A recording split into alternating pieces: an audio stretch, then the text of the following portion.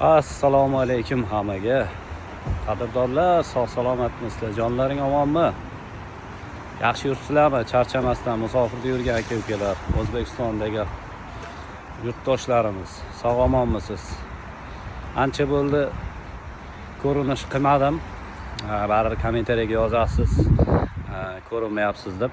Dam olish qildim o'zimga o'zim. Bir oy ta'til, ozgina miyaga dam berib degandek. Xudo xolasa inshaalloh endi bu yog'iga sekin ishni boshladik. Lekin reklama chiqarmasam ham, roliklar qo'ymasam ham odamlar kelishda to'xtamadi. Оформление qilishda, yangi proyektlarga jo'natishda to'xtab qolmadik. Ish qildim.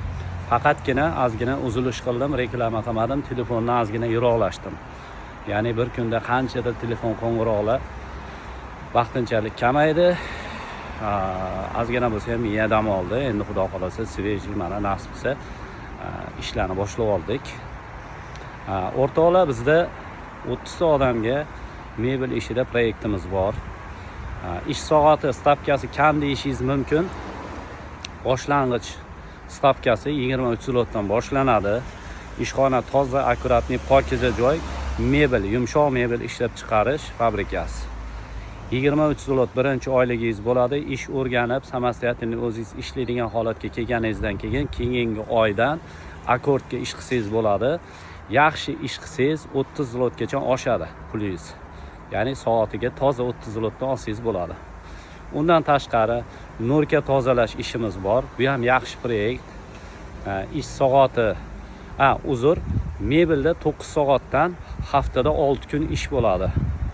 Pravasi bor odamlar bo'lsa, ikkita voditeli kerak. Ham ishchilarni olib borib kelganiga, ham ishlaganiga 25 zlotdan soatiga boshlanadi stavkasi. Agar ish o'rganib yaxshi ishlab ketsa, oshib boraveradi oyligi. Norka ishimiz ham soatiga 25 zlotdan 10 soatdan ish bo'ladi.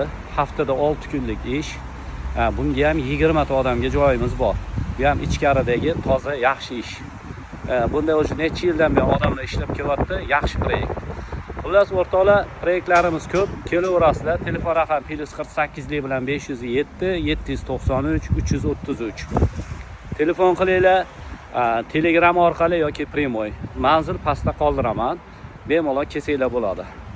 Hostellar kerak bo'lsa ham bemalol Polshada yurganlar, boshqa davlatdan kelayotganlar, agar hostelga ehtiyojingiz bo'lsa, bemalol mana shu manzilga kelsanglar, hostellar bor, joylashtirib qo'yamiz.